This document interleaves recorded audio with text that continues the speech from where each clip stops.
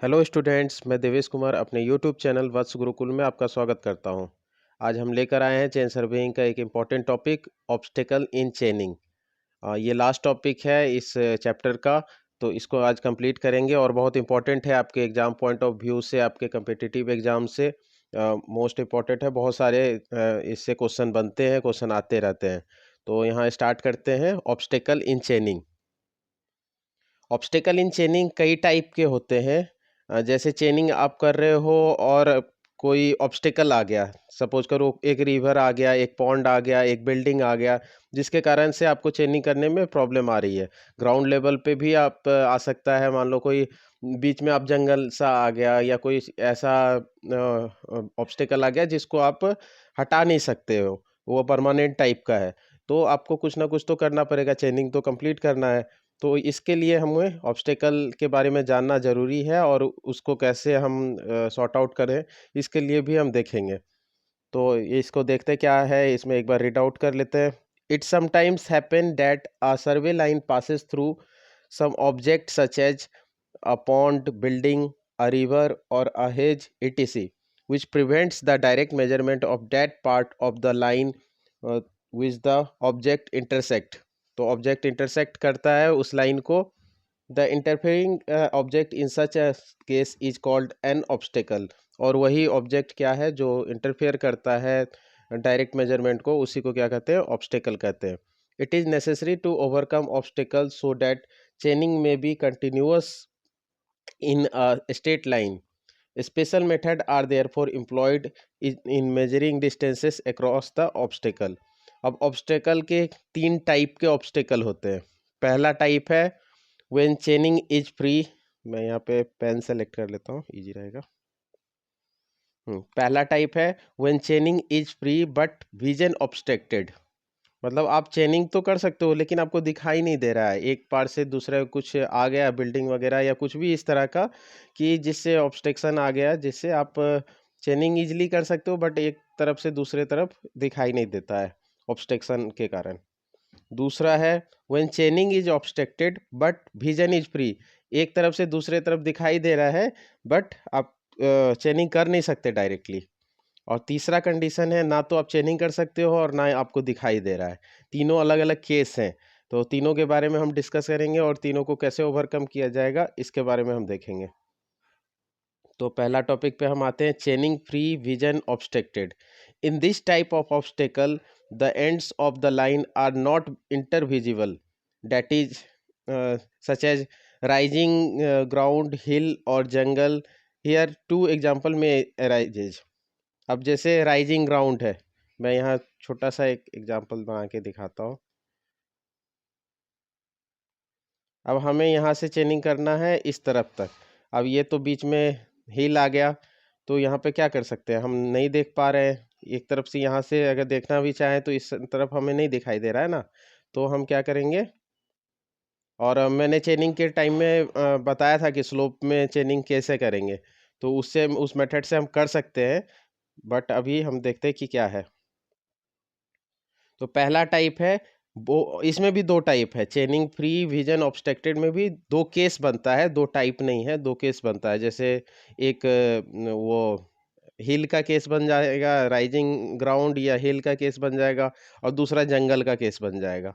तो दोनों ही केस में क्या होता है, जंगल भी है तो यहाँ पे एग्जांपल दिया गया, मान लो बीच में कुछ ऐसा आ गया, जंगल आ गया, और आपको यहाँ से करके यहाँ तक जाना है, तो आप इधर से घूम के तो कर सकते हो, यहाँ से घूम के कर सकते हो, बट क्या हो रहा है कि आपको दिखाई नहीं दे रहा है यहाँ पे। ठीक है, तो यहाँ पे हम देखते हैं कि क्या कर सकते हैं। Both ends may be visible from any intermediate point lying on the line such as in the case of hill. अब हिल के केस में क्या होता है, हमने चेनिंग के टाइम में पढ़ा भी था कि बीच का कोई इंटरमीडिएट पॉइंट ऐसा सेलेक्ट कर ले जहाँ से दोनों एंड हमें दिखाई दे। मतलब डायरेक्टली हमें एक एंड से दूसरा एंड नहीं दिखाई दे रहा है, लेकिन कुछ थोड़े से स्लोप पे जाने के बाद, कुछ इंटरमीडिएट पॉइंट सेलेक्ट करने के बाद हमें दोनों लाइन दिखाई दे रहा है, दोनों पॉइंट दिखाई दे रहा है, तो उस केस में हम कर सकते हैं। तो हमने पढ़ा भी था वहाँ रेंजिंग और ये चेनिंग के टाइम में कि हम कैसे करेंगे। The obstacle of this kind may easily be crossed over by reciprocal ranging, reciprocal ranging आपने पढ़ा था, and the length measured by stepping method of chaining, stepping method से हम लेंथ को मेजर कर लेंगे। अगर ये वाला हील वाला केस है जहाँ से हमें एक इंटरमीडिएट पॉइंट से दूसरा इंटरमीडिएट पॉइंट दिखाई दे रहा हो, ठीक है। अब दूसरा केस देखते हैं। Both ends may not be visible from any intermediate point such as in case of a jungle, एक जंगल बीच में आ गया चेनिंग का, तो वहाँ पे क्या है कि इंटरमीडिएट पॉइंट लेकर भी कोई फायदा नहीं है, दूसरा एंड हमें नहीं दिखाई दे रहा है, तब उस केस में क्या करेंगे। तो ये आगे देखते क्या है। The obstacle of this kind may be crossed over by random line method in figure 2.23, यहाँ पे एक फिगर बनाया हुआ है। Let A B the line whose length is required from A, run a line A B dash called a random line in the approximate convenient direction of AB and continue it। अब यहाँ पे हमें एक दिखाता हूँ मैं, इस ए से बी के बीच में हमें लाइन करना है, सर्वे लाइन करना है। अब ये बीच में एक जंगल आ गया, एक ऑब्स्टेकल आ गया, तो हम क्या करेंगे, एक रैंडम लाइन कोई भी एंगल पे, और क्योंकि हमें एंगल मेजरमेंट यहाँ पे नहीं करना है, सिर्फ ज़्यादा से ज़्यादा राइट एंगल कर सकते हैं, हमारे पास इंस्ट्रूमेंट होता है जिससे हम राइट एंगल परपेंडिकुलर ले सकते हैं। तो एक ए से बी डैश की तरफ ये ए बी लाइन है, और दूसरा लाइन हम ए बी डैश एक रैंडम लाइन ले लेंगे। अब रैंडम लाइन लेने के बाद हम क्या करेंगे, एक ऐसे पॉइंट से हम 90 डिग्री या परपेंडिकुलर लाइन खींचेंगे जो जंगल से पहले स्टार्टिंग पॉइंट हो, जस्ट मतलब उससे टच करता हो, बट यहाँ पे नहीं खींच देंगे कि वो जंगल पे आ जाए, तो फिर वो तो पता ही नहीं चलेगा नहीं ये पॉइंट कहाँ पे है।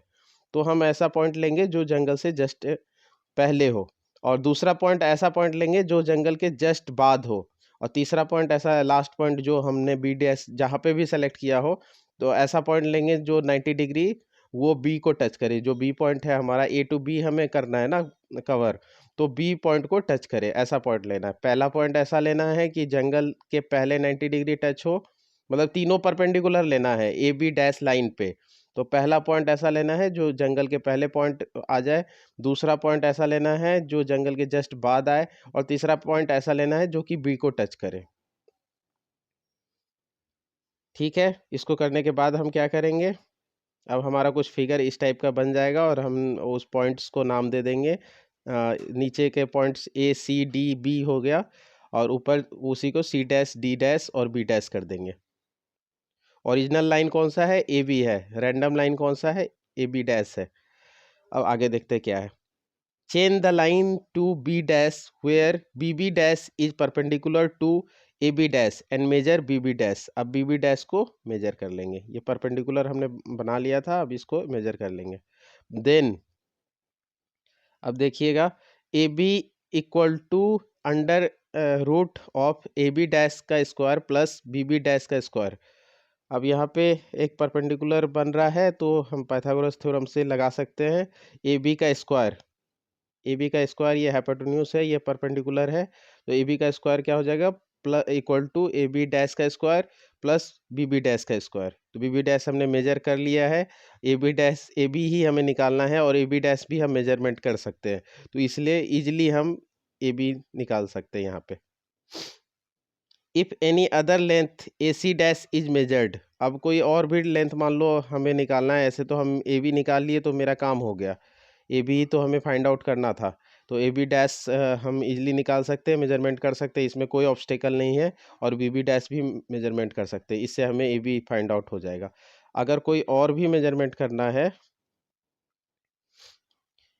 if any other length AC dash is measured along AB dash, a point C can be located on the line AB by measuring the perpendicular distance CC, CC dash।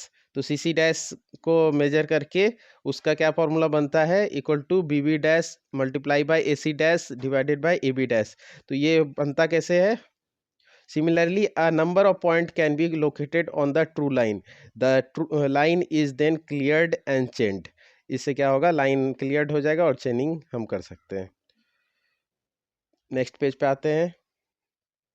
दूसरा टाइप, पहला क्या type था, चेनिंग free और vision obstructed, हमें दिखाई नहीं दे रहा था एक एंड से दूसरा एंड, बट चेनिंग हम कर सकते हैं। तो चेनिंग हमने कर लिया था और विजन के लिए हमने एक रैंडम लाइन बना दिया था जिससे कि हमें कोई दिक्कत ना आए। अब दूसरा पॉइंट है, दूसरा जो टाइप है ऑब्स्ट्रक्शन का, वो है चेनिंग ऑब्स्ट्रक्टेड विजन फ्री। मतलब विजन हमें दिखाई तो दे रहा है बट चेनिंग करने में दिक्कत आ रहा है। इसमें भी कई तरह के केस आएंगे। पहले एक बार रीड आउट कर लेते हैं क्या लिखा हुआ है बुक में। The typical obstacle of this type is a seat of water the width of which in the direction of measurement exceed the length of chain or tape। अब इसका ये जो टिपिकल केस क्या होता है कि एक सीट ऑफ वाटर, एक बीच में पॉन्ड आ गया, एक रिवर आ गया, तो इससे क्या होगा कि डायरेक्शन ऑफ मेजरमेंट क्या है, जो मतलब लेंथ, चेन का लेंथ है वो हम एक्सीड करता है। एक रिवर का जो विथ है और एक चैन का लेंथ है, मान लो इतना ही चैन का लेंथ है, तो अब बीच रिवर में तो जाके हम नहीं कर सकते, 3 बार चैन लेंथ आ जाएगा एक रिवर के बीच में या उससे भी ज़्यादा। एक पॉन्ड बीच में आ गया जो एक 20 मीटर का चैन या 30 मीटर के चैन के से ज़्यादा उसका विड्थ है, तो फिर हम नहीं कर सकते, तो हमारे चेनिंग पॉसिबल नहीं है। और विजन बट एक एंड से दूसरे एंड क्लियरली दिखाई दे रहा है क्योंकि बीच में कोई ऑब्स्टेकल नहीं है। मतलब ऑब्स्टेकल जाने के लिए है, वो आप उसको क्रॉस नहीं कर सकते, रिवर के बीच में नहीं जा सकते, बट चेनिंग कर सकते, ये दिखाई दे रहा है। तो यहाँ पे क्या प्रॉब्लम है, the problem consist in finding the distance between the convenient point on the chain line on either side of obstacle. तो हम दोनों के बीच में डिस्टेंस इजीली नहीं निकाल पाएंगे क्योंकि हमें दिखाई तो दे रहा है बट हम जा नहीं सकते। तो यहाँ पे भी दो केस निकलता है। पहला केस है when the obstacle can be chained round, that is a case of pond thorny hedge. एक पॉन्ड आ गया बीच में, तो अब क्या है, पॉन्ड के चारों तरफ आप हम जा सकते हैं, ऐसा तो नहीं है कि पॉन्ड मतलब पूरा का पूरा एक विथ है उसको हम पार ही नहीं कर सकते। तो यहाँ जैसे यहाँ एक पॉन्ड बना हुआ है, तो इस पॉन्ड के यहाँ इस एंड पे जा सकते हैं और घूम के हम दूसरे एंड पे भी जा सकते हैं। तो ये केस एक है कि हम राउंड लगा के किसी भी तरह से हम पहुंच सकते हैं दूसरे एंड पे। और दूसरा केस है when the obstacle can not be chained round, हम घूम के भी नहीं जा सकते। वो केस होता है किसका, रिवर का। अब रिवर इस तरह से विथ है, तो आप कहाँ से घूम के जाओगे, यहाँ से अगर हमें चेनिंग मान लो इधर सीधे स्ट्रेट वे में करना है, हम घूम के यहाँ से जाना चाहते हैं, तो वो भी पॉसिबल नहीं है, ये भी सही नहीं है। यहाँ से जाना चाहते हैं, ये भी सही नहीं है। तो कुछ ना कुछ और दूसरा दिमाग लगाएंगे। पॉन्ड वाले केस में क्या था कि बीच में एक पॉन्ड आ रहा था, हम घूम के इधर इस साइड से चले गए, इस साइड से चले गए। तो ये भी दो केस बनता है। पहला केस देखते हैं पॉन्ड वाला। The distance between 2 points A and B on either side of pond may be determined by any of the following methods convenient at site। तो जो भी आपको convenient लगे साइट के हिसाब से, उस कई तरह के मेथड है जिससे हम निकाल सकते हैं। तो पहला मेथड है set out equal perpendicular AC and BD in figure 2.24 a measure CD which is equal to AB। हमें अल्टीमेटली निकालना क्या है, AB निकालना है, जो कि जिसके बीच में ये पॉइंट पड़ रहा है। तो हम क्या करेंगे, एक परपेंडिकुलर A पे ले लेंगे और एक परपेंडिकुलर B पे ले लेंगे, दोनों परपेंडिकुलर को ऐड कर देंगे। तो आप इस फिगर में देखो कि ये अगर परपेंडिकुलर है तो ये एक रेक्टेंगुलर या रेक्टेंगल या स्क्वायर का फॉर्म बन जाता है। रेक्टेंगुलर ही होना सफिशिएंट है, स्क्वायर होने की ज़रूरत नहीं है, बट स्क्वायर भी बनता है तो कोई दिक्कत नहीं है क्योंकि दोनों साइड हमें इक्वल चाहिए। तो ये साइड और ये साइड इक्वल है क्योंकि परपेंडिकुलर भी है, पैरेलल भी है, और ये साइड भी, ये साइड इक्वल है। तो इसका चेनिंग हम इजीली कर सकते हैं और इस साइड का भी चेनिंग हम इजीली कर सकते हैं। तो हम साइड ए सी और बी डी ये दोनों परपेंडिकुलर है किसके, ए बी लाइन के। तो इन दोनों का मेजरमेंट करेंगे, ये दो या कोई एक भी मेजरमेंट, मतलब दोनों बराबर होने चाहिए। तो दोनों बराबर लेंथ के हुए तो फिर क्या हो जाएगा, ये लेंथ फिर हम मेजर करेंगे सी डी, और सी डी जब मेजर करोगे तो वो ए बी के बराबर है। हमें फाइंड आउट ए बी ही तो करना है, ए बी निकल गया, हमारा काम हो गया। दूसरा तरीका, erect perpendicular A C of such a length that C B clears the obstacle and measure A C and C B. अब दूसरा तरीका ये है कि परपेंडिकुलर एक ही बार लो, एक ए पॉइंट पे ही परपेंडिकुलर लेते हैं। ए पॉइंट पे हमने परपेंडिकुलर लिया, लेकिन ये परपेंडिकुलर इतना लेंगे कि इसको जब हम बी पॉइंट से मिलाएंगे तो ये मतलब बीच में पॉन्ड ना आए। पता चला हमने एक छोटा सा ले लिया, अब देखो यहाँ पे अगर हमने ले लिया है और इस पॉइंट को अगर हम बी से मिलाते हैं तो बीच में पॉन्ड आ गया, तो ये फिर हमारा बेकार हो गया। तो थोड़ा ज़्यादा एक्सटेंड करके लेंगे, ज़्यादा भी एक्सटेंड करोगे, यहाँ तक भी एक्सटेंड करोगे तो भी दिक्कत नहीं है, बट आपको चेनिंग करने में दिक्कत आएगी। जितना ज़्यादा लोगे तो इतना ही लेंगे मिनिमम कि उसके बीच में पॉन्ड ना आए, जैसे इस फिगर में बनाया गया सी। अब कुछ ज़्यादा भी एक्सटेंड करोगे तो वो गलत नहीं है, उससे भी चलेगा, लेकिन कम नहीं होना चाहिए। तो सी पॉइंट यहाँ तक एक्सटेंड किया, जिसको पॉइंट को बी को मिला दिए तो बीच में पॉन्ड नहीं आया, तो अब हम इजीली इसको चेनिंग कर सकते हैं। बीसी लाइन को हम चेन के द्वारा माप सकते हैं, एसी लाइन को चेन के द्वारा माप सकते हैं। अब पाइथागोरस थ्योरम लगा देंगे, B C square equal to A B square plus A C square. तो ए बी हमें निकालना है, दूसरे साइड ले जाएंगे, ए बी इक्वल टू ये वाला फॉर्मूला बन जाएगा, A B equal to under root B C square minus A C square. बहुत आसानी से निकल जाएगा हमारा ए बी तो निकालना है। अगला मेथड देखते हैं, जितना आगे जाओगे और थोड़ा सा टफ होता जाएगा। पहले के अगर मान लो इजी सा आया क्वेश्चन तो फिर डायरेक्टली पहला या दूसरा कोई करके निकाल लो। फाइंड बाय ऑप्टिकल स्क्वायर और cross staff at a point C such that angle ACB is a right angle, measure AC and BC, then AB equal to this। तो इसमें हम क्या करेंगे कि एक C पॉइंट लेंगे, एक बीच का कोई पॉइंट C लेंगे, जिससे और किसके मदद से लेंगे, और जो भी यहाँ पे परपेंडिकुलर पॉइंट ले रहे हैं सब ऑप्टिकल स्क्वायर या फिर क्रॉस स्टाफ की मदद से लेंगे। ये एक इंस्ट्रूमेंट है, आप पढ़े होंगे, चेन सर्वेइंग में यूज करते हैं परपेंडिकुलर के लिए, क्योंकि यहाँ पे हम कॉम्पास नहीं यूज करेंगे। अगर कॉम्पास यूज करते हैं तो फिर ये चेन सर्वेइंग ना होके ये कॉम्पास सर्वेइंग में बदल जाएगा। कॉम्पास का यूज नहीं करना है यहाँ पे। तो अब कहीं कहीं पे अगर कोई एंगल की ज़रूरत है तो दूसरा एंगल भी यूज़ नहीं करेंगे, सिर्फ 90 डिग्री परपेंडिकुलर ले सकते हैं, और वो भी किसके मदद से, ऑप्टिकल स्क्वायर या क्रॉस स्टाफ की मदद से। तो यहाँ पे हम एक सी पॉइंट सेलेक्ट करते हैं जहाँ से बी ए पॉइंट और बी पॉइंट के बीच में 90 डिग्री बने।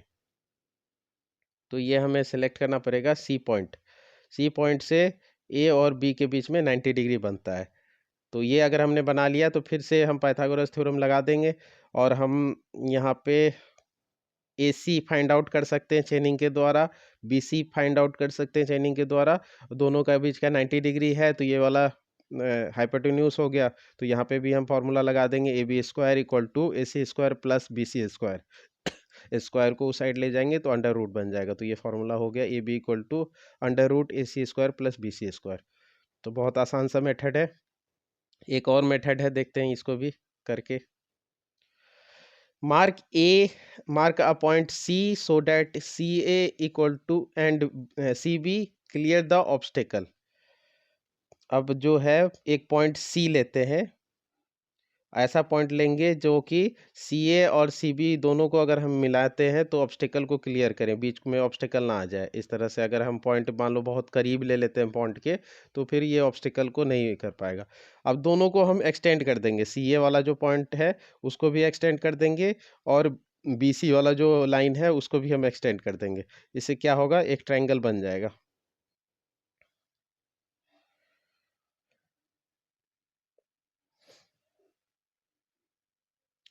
एक ट्रायंगल बन गया यहाँ पे सी डी ई। अब देखो क्या है, range E in line with A C so that C E is equal to A C. अब सी ई क्या है, ए सी के इक्वल है, उतना ही बढ़ाएंगे जितना ए सी था उसी को सी ई कर दिए। और उसके बाद फिर करेंगे then range D in the line B C so that C D equal to B C. अब सी डी क्या है, बी सी के इक्वल है।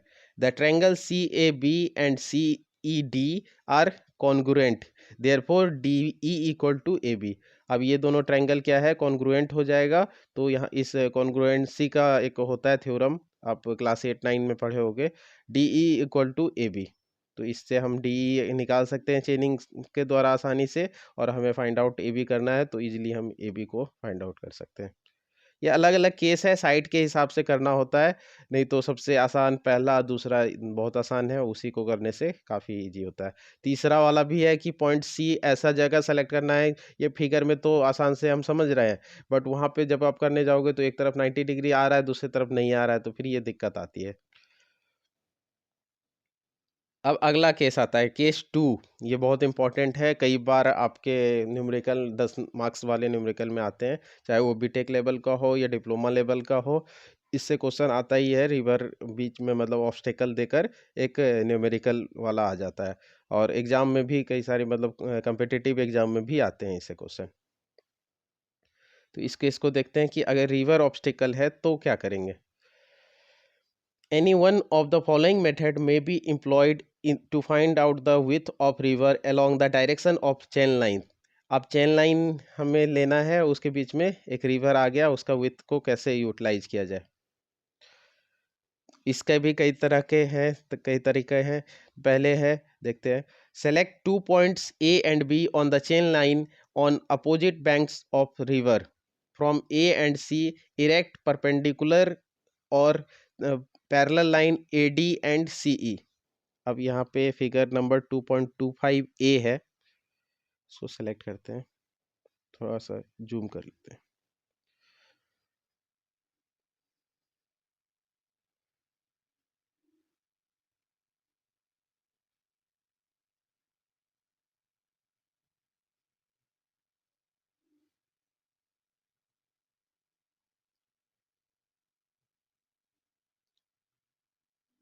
अब हमारा जो चेन लाइन है वो सी ए बी है, ठीक है। ए और बी को, सी ए तो हम फाइंड आउट कर सकते हैं, बट ए और बी के बीच में क्या आ गया, एक रिवर आ गया, जिसको हम फाइंड आउट नहीं कर पा रहे हैं। तो अब हम क्या कर रहे हैं, ए और सी 2 पॉइंट लिया, और उसके बाद फिर क्या किया, बी भी पॉइंट ले लिया है, बट उसको अभी हम बस कंसिडर कर रहे हैं कि एक लाइन में है, सी ए बी एक लाइन है, जिसमें ए बैंक मतलब रिवर के इस साइड है, बी दूसरे साइड है, जिसका मेजरमेंट नहीं हो सकता है, और ए सी का मेजरमेंट हो सकता है। अब ए और सी एक साइड में है, तो दोनों के क्या करेंगे, परपेंडिकुलर लेंगे एक, और लेंथ भी बराबर रखेंगे, पैरेलल लाइन रखेंगे, और ऑटोमेटिक पैरेलल हो जाएगा, लेंथ बराबर रखेंगे, इसका ध्यान रखना है। ए डी एक परपेंडिकुलर ले लिया, और सी पॉइंट पे सी एफ एक परपेंडिकुलर ले लिया, जिसको एक्सटेंड करके सी ई कर देंगे, ठीक है। एफ सी एफ और ए डी का जो है, दोनों का लेंथ बराबर होगा। और उसके बाद सी ई एक एक्सटेंशन करेंगे, ई पॉइंट तक एक्सटेंशन इस तरह से एक्सटेंशन करेंगे कि ये पॉइंट से सी और डी, ई और डी को जब मिलाएं और उसका एक्सटेंशन करेंगे तो बी आ जाए, या फिर ऐसे कहो कि ई बी ई जब ये लाइन करे तो बीच में डी पॉइंट आए। तो इस तरह से एक्सटेंशन करेंगे कि ये तीनों एक लाइन में आए, ये तीनों पॉइंट जो है वो एक लाइन में आए। कौन कौन सा पॉइंट, बी, डी और ई, तभी ये हमारा एक्सटेंशन करने का फायदा होगा। अदरवाइज अगर हमने मान लो ई यहाँ पे दे दिया और बी को हम कनेक्ट कर रहे हैं तो बीच में डी नहीं आ रहा है, तो ऐसा ही पॉइंट लेंगे कि डी बीच में आए, तो हमारा यूज होगा, इस फिगर का फायदा होगा। अब देखते हैं क्या क्या हो रहा है। यहाँ पे 90 डिग्री बन रहे हैं, यहाँ पे भी 90 डिग्री है, ये पॉइंट भी 90 डिग्री है, और एफ पॉइंट पे भी 90 डिग्री है, इसका फायदा है। If a line D F is drawn parallel to meeting C E in F, वही बात है कि सी ई एफ में ये मीट कर रहा है। The triangles A B D and F D E are similar. A B D, अब देखो ए बी डी कौन सा है, ये वाला ट्रायंगल है, और एफ डी ई ये वाला ट्रायंगल है। दोनों में 90 डिग्री है, और दोनों मतलब एकदम एग्जैक्ट बराबर नहीं होने चाहिए, सिमिलर और कॉन्ग्रुएंस में फ़र्क होता है। तो ये सिमिलर एंगल्स है, ट्रायंगल्स है। तो दोनों सिमिलर ट्रायंगल्स का एक प्रॉपर्टी होता है, A B divided by A D equal to D F by F E, ये सिमिलर ट्रायंगल्स का प्रॉपर्टी होता है। तो जो जो साइड होते हैं उसको, जैसे यहाँ पे ए बी साइड कौन सा है, ये है, और डिवाइडेड बाय ए डी और इक्वल टू क्या है, डी एफ ये वाला, मतलब ए डी के बराबर में ऊपर का न्यूमरेटर जो है वो सिमिलर साइड्स है, और ए डी का जो मतलब डिनोमिनेटर में है तो एफ ई भी डिनोमिनेटर में है। ठीक है, अब डी एफ बराबर क्या है, हमें फाइंड आउट ए बी पे फोकस करना है कि ए बी को हम किसी तरह निकालें। बाकी सारा कुछ मेजरमेंट हो सकता है, एक डी बी मेजरमेंट नहीं हो सकता है, तो डी बी भी हमने नहीं रखा है यहाँ पे। डी एफ है, एफ ई है, ए डी है। अब डी एफ क्या है, ए सी के बराबर है। अब देखो यहाँ पे डी एफ जो है वो ए सी के बराबर है, ए सी पहले ही हमने फाइंड आउट किया हुआ है, तो डी एफ के बदले हम ए सी सीधा लिख सकते हैं, या डी एफ का भी मेजरमेंट कर ले, इस फॉर्मूला से भी हम ए बी निकाल सकते हैं, क्योंकि सारा मेजरमेंट हम कर सकते हैं, ए डी भी मेजर कर सकते हैं, टी एफ भी कर सकते हैं, और एफ ई भी कर सकते हैं। बट फिर भी और भी आसान करने के लिए जब पहले से कैलकुलेशन किया हुआ है तो फिर हम आसान कर लेते हैं। तो डी एफ बराबर क्या है, ए सी है, ए डी को हमने ऐसे ही छोड़ दिया। और एफ ई बराबर क्या है, एफ ई, एफ ई क्या है, सी ई माइनस ए डी, सी ई, सी ई ये पूरा और माइनस ए डी, जो सी एफ है वो तो ए डी के बराबर है, तो ए डी से माइनस कर सकते हैं, तो ये भी एक फार्मूला बन गया। अब क्या करेंगे, ए बी तो है ही, उसको ए सी को उस साइड ले गए, तो A D multiply by A C divided by C E minus A D, तो ये कर सकते हैं डायरेक्टली। बट इतना करने की ज़रूरत नहीं है, इतना में ही हम निकाल सकते हैं। तो ये एक तरीका था जब हम रिवर के केस में हम निकाल सकते हैं। दूसरा रिवर का केस और एक देख लेते हैं। 4-5 तरीके हैं, बट मोस्ट कॉमनली यूज आपके 2-3, ये पहले 2 तरीके से ही काफ़ी है, काफ़ी कुछ हो जाएगा, ज़्यादा ज़रूरत नहीं है करने का। तो सेकेंड तरीका ये है, फिगर बना हुआ है 2.25 B. Select 2 points A B on the chain line on the either side of the river, दोनों रिवर के साइड में ए और बी पॉइंट ले लिया। Set a perpendicular A C and mark its point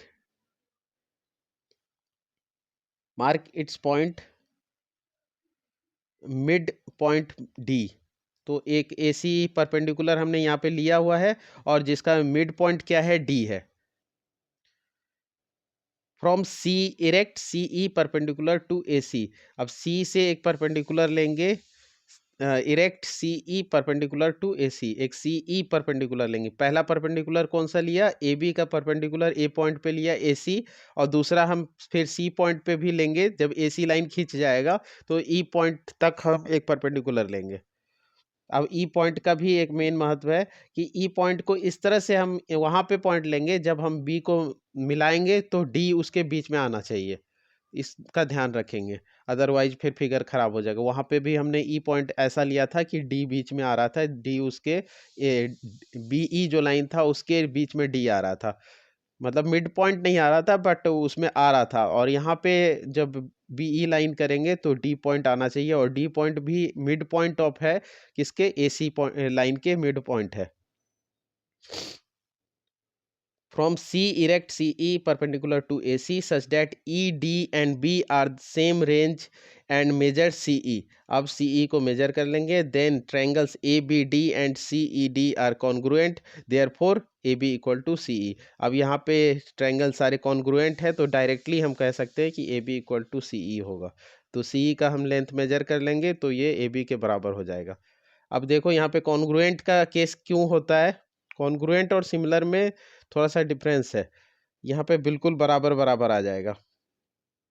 एक ट्रायंगल, ये दोनों angle जो है बराबर है, क्योंकि वर्टिकली अपोजिट एंगल है, ये 90 डिग्री पे है तो ये भी बराबर है। यहाँ पे ये साइड और ये साइड, क्योंकि डी पॉइंट मिड पॉइंट है तो ए डी और डी सी डी ये भी बराबर लाइन है, तो इसके लिए 3 जब केस बराबर हो जाते हैं तो क्या हो जाता है, कॉन्ग्रुएंट हो जाता है। तो इसका मतलब क्या है कि ऊपर का जो ए डी है ये भी बराबर हो जाएगा, ए बी और सी ई बराबर हो जाएगा, तो सी ई का हमने मेजरमेंट करने के बाद फिर ए बी निकल जाएगा डायरेक्टली। तो एक बहुत आसान तरीका ये था। इसके बाद जल्दी जल्दी से 3 और तरीके हैं, तो इसको जल्दी जल्दी से कर लेते हैं। Select 2 points A and B on the chain line on either side, oh sorry ये बी ही केस है, सी केस है। Select 2 points A and B as before, तो ए और बी बिफोर कर लिया। Erect perpendicular A C and using optical square at C and D on the chain line so that BCD angle is right angle। अब ऐसा एक AC एक line खींचा, यहाँ पे मैं पेन सेलेक्ट कर लेता हूँ, एक परपेंडिकुलर ए बी, ये तो आपको पता है, यहाँ पे डी पॉइंट ले लिया, यहाँ पे तो ए सी एक परपेंडिकुलर लाइन लिया। अब ऐसे पॉइंट सी लेंगे जहाँ से कि बी को जब हम ऐड करें और डी को ऐड करें तो ये लाइन भी 90 डिग्री आए। बात को आप अच्छे से समझो कि डी ए बी एक चेन लाइन है। अब इस पे हम सबसे पहले तो एक परपेंडिकुलर लेंगे, किस पॉइंट पे, ए सी पे, ए पे। अब सी ऐसा पॉइंट लेंगे यहाँ पे जहाँ से डी और बी को जब जोड़े तो ये वाला पॉइंट 90 डिग्री आए। अब ये जब 90 डिग्री आएगा तो हम इजीली निकाल सकते हैं measure A C and A B so that A B C and A C D are similar. A C और ए डी को हम निकाल लेंगे, ए सी कितना है ये भी निकाल लेंगे, ए डी कितना है ये भी निकाल लेंगे, और ए बी सी और ए सी डी क्या है, सिमिलर एंगल हो जाएगा, सिमिलर ट्रायंगल्स हो जाएगा, क्योंकि दोनों के बीच के साइड बराबर होंगे, दोनों 90 डिग्री बीच में है तो सिमिलर ट्रायंगल्स होगा। सिमिलर ट्रायंगल्स का प्रॉपर्टीज हो जाता है A B divided by A C equal to A C divided by A D. तो इससे ए बी का ही तो हमें निकालना है, तो ए सी उस साइड ले जाएंगे, ए सी का square divided by A D. तो ये एक तरीका है। लास्ट है, फोर्थ वन है डी। अब जितना आगे जाओगे उतना टफ होता चला जाएगा, तो बाकी आपको पहले 3 ही काफ़ी हैं, कोई भी न्यूमेरिकल इससे बन जाएंगे, बाकी थोड़ा बहुत और देख लो जब है बुक में। Fix 2 points A B as before, perpendicular A C on such a line length that the triangle A B C is well conditioned. अब सी जो है एक परपेंडिकुलर ए सी ले लेंगे और वेल कंडीशनड ट्रायंगल बनाएंगे। Measure A C and angle A C B with prismatic compass, और यहाँ प्रिज्मेटिक कॉम्पास वगैरह का हम यूज करना नहीं है, बट यहाँ पे है एक एक्सेप्शन जहाँ पे हम यूज कर रहे हैं, और बॉक्स एक्सेंट और with any angle measuring instrument. तो एंगल मेजरिंग इंस्ट्रूमेंट से अगर हम यूज करते हैं तो यहाँ पे हम कर सकते हैं, ये एंगल थीटा निकाल लेंगे और ये थीटा tan थीटा का बराबर हो जाएगा। ये अगर एक ट्रायंगल बन रहा है और एक 90 डिग्री है तो हम यहाँ पे साइन कॉस 10 लगा सकते हैं, तो tan थीटा बराबर होता है A B divided by A C, और उससे हम निकाल लेंगे A B equal to A C multiply by tan theta. तो इस तरह से हम कर सकते हैं।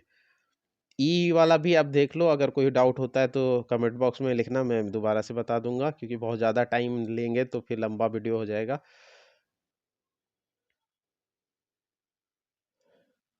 अब लास्ट वाला जो केस है, तीसरा obstruction, chaining and vision both are obstructed. दोनों में से कुछ भी हमें नहीं दिखाई दे रहा, मतलब ऑब्स्ट्रक्शन मतलब विजन भी हम नहीं कर सकते, विजन भी नहीं देख सकते, और चेनिंग भी नहीं कर सकते। तो ये केस कब आता है, जब कोई बड़ा सा बिल्डिंग आ जाए, तो बिल्डिंग के एक साइड से दूसरे साइड भी हम नहीं कर सकते और जा भी नहीं सकते। तो अब building is a typical example of a class of obstacle. अब छोटे से क्वेश्चन में कई बार एमसीक्यू में ये भी आ जाता है कि अगर एक बिल्डिंग एज ए ऑब्स्टेकल है तो ये किस टाइप का ऑब्स्टेकल है। तो यहाँ पे ऑप्शन आ जाएगा चेनिंग एंड विजन, वो तीनों ऑप्शन आएगा आपका, chaining and vision both are obstructed, vision obstructed, chaining free, vision free, chaining obstructed.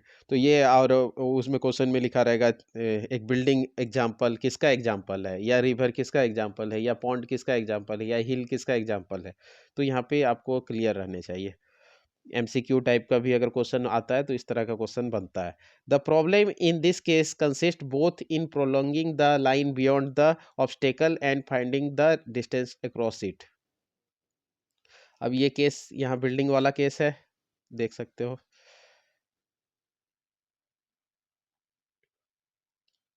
ये चेन लाइन है और बीच में यहाँ पे बिल्डिंग आ गया। तो अब फिगर से ही देख के समझ लो कि क्या है।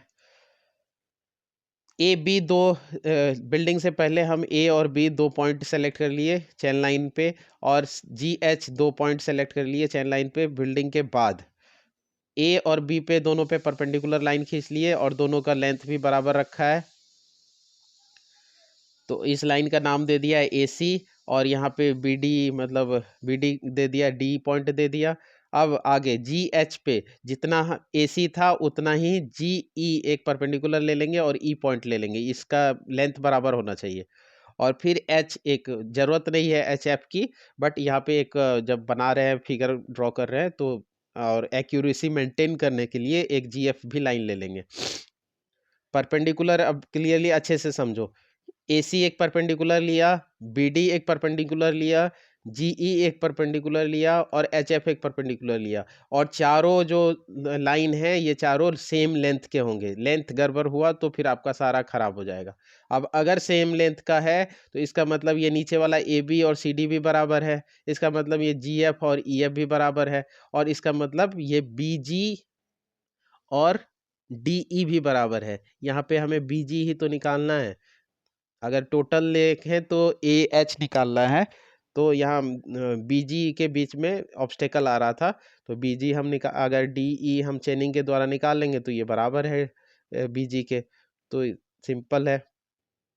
तो टोटल क्या है, ABGH, A से H तक का लेंथ निकालना है, तो हम CD DF और FE निकाल के हम पूरा का पूरा लेंथ निकाल सकते हैं, और चेनिंग जो ये ऑब्स्टेकल आ रहा था इसको ओवरकम कर सकते हैं। तो ये एक बहुत आसान तरीका था, बिल्डिंग अगर बीच में आ गया। दूसरा एक और तरीका है ट्रायंगल बना के, इसको मैं थोड़ा सा ऊपर कर लेता हूँ। एक बिल्डिंग बीच में आ गया, अब हम A से D के तरफ एक ट्रायंगल बनाएंगे और एक पॉइंट लेंगे। सबसे पहला काम तो करेंगे कि AB जो लाइन है इसका लेंथ मेजर कर लेंगे, और उतना ही लेंथ का एक AC लेंगे और BC लेंगे। तो ये तीनों देखो कि आप इक्विलैटरल ट्रायंगल है।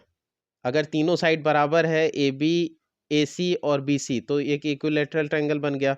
उसी तरह से बिल्डिंग के दूसरे साइड में भी KG एक पॉइंट है, 2 पॉइंट है ट्रायंगल का, और H मिला देंगे, एक पॉइंट लेंगे, और ये तीनों ट्रायंगल के तीनों साइड बराबर रखेंगे, इक्विलैटरल ट्रायंगल ये भी बन गया।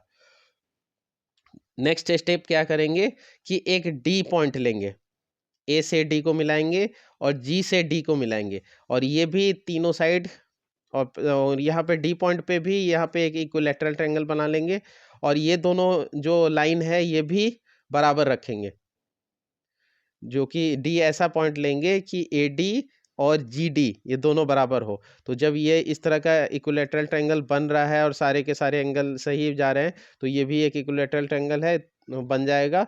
तो ये दोनों साइड के बराबर ये भी साइड बन जाएगा। तो ये वाला हम इजीली फाइंड आउट कर सकते हैं, जब ये चेनिंग के द्वारा ये दोनों साइड निकाल लेंगे तो यही ये वाला साइड भी बन गया।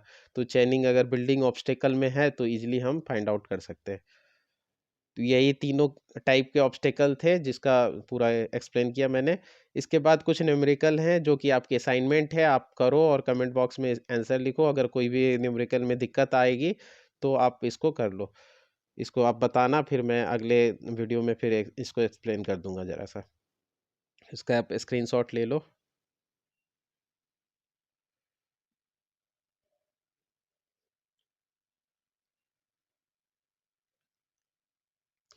तो वीडियो को मैं यहीं पे एंड करना चाह रहा हूँ।